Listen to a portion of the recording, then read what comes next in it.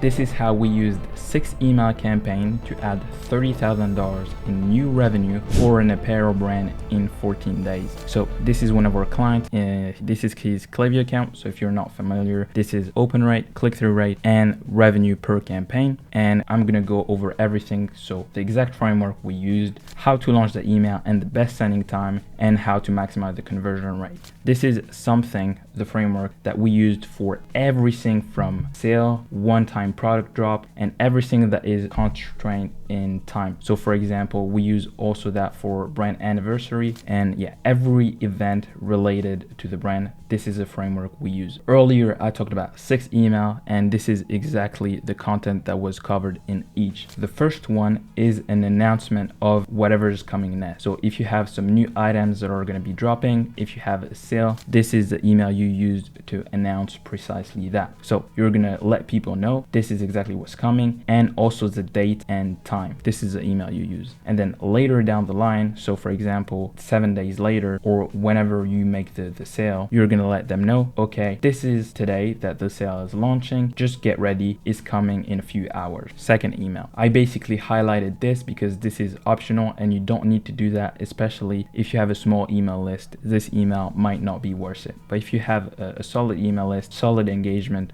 do that because it's gonna just significantly boost your sales. Then email 3, this is finally when we start to get into the sale and the actual event. So whenever the product dropped or whenever the discount is ready to be used, then you're gonna let people know, okay, this is the time, go ahead and use the discount, shop the new items, etc. Then the fourth email is gonna be the best sellers. So a few days after you made the launch or you made the sale, just let people know of what people's favorite items are, and basically let everybody know that the items are just flying off the shelves, create scarcity, and basically let your list know that other people are enjoying the event and that items are not gonna be here for long. So frame it in a way that best sellers are not going to be available for very long. Then after a couple days, or like depending on the duration of the event, it could be very much the following day, or depending on the duration of the event, it could very much be the next day. You are gonna let people know. This time, make a specific email to let them know we're about to sell out,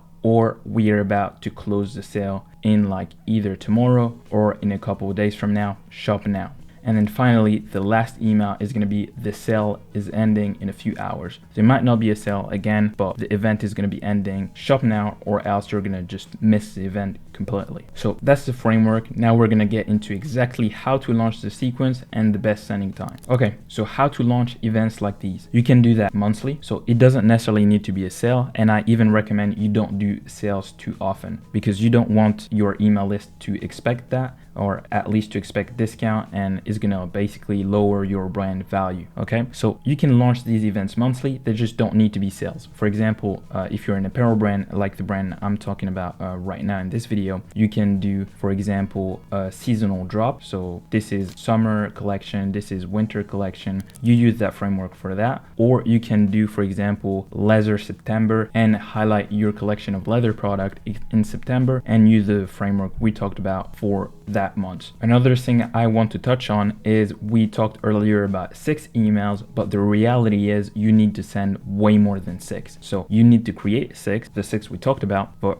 for example, these are the results of the 6, but you also need to resend these emails to people who did not open them. So let's talk about that. For example, this email made $8,000 and was opened by 62% of the people that we send it to. So what we did is we took that same email, just changed the subject line and resent it to the 38% of people who did not open it. And if you do that for the rest of the emails, you're gonna add basically a few more $1,000 to your event. And if you do that for every single event, we basically did that for every single email. And if you do that correctly, you're gonna add a couple of extra $1,000 for every resend that you do end up sending. And the last point, how to find the best sending time. This is something you should know early, like very early. The time that you make the launch is not the time that you use to basically do trial and error and decide what's the best sending time. This is not a game of luck, and you should send email campaign months and months in advance and